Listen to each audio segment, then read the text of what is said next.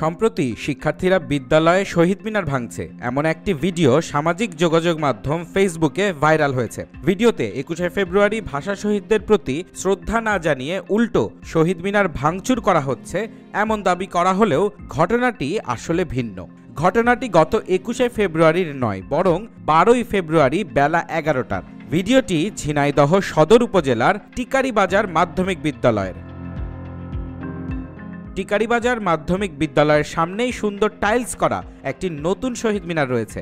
তার পাশেই কংক্রিটের স্তূপ, যেখানে পুরনো শহীদ মিনারটি ছিল। মূলত বিদ্যালয়ের সামনে পাশাপাশি দুটি শহীদ মিনার ছিল। বিদ্যালয়ে খেলার মাঠ সংকট থাকায় পুরনো শহীদ মিনারটি ভেঙে অপসারণ করা হয়েছে ফেব্রুয়ারির ২২ তারিখ। পুরনো শহীদ মিনারটি ভাঙার সময় নবম শ্রেণীর শিক্ষার্থী সাব্বির হোসেন ভিডিও ধারণ করে তার টিকটক আইডিতে পোস্ট করে। পরবর্তীতে ওই ভিডিও ডাউনলোড করে ফেসবুকে ছড়িয়ে দেওয়া হয়। আসল ঘটনা না জেনে ভিডিওটি নিয়ে নানা অপপ্রচার চালানো হচ্ছে ফেসবুকে।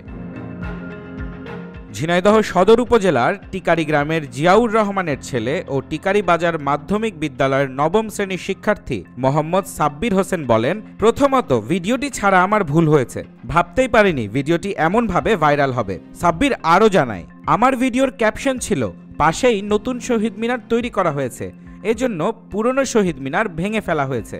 এটা নিয়ে কেউ সমালোচনা করবেন না। তারপরও ফেসবুকে ভিডিওটি ভাইরাল হয়ে গেছে। রাকিন আফসার অর্ণব, খবর সংযোগ।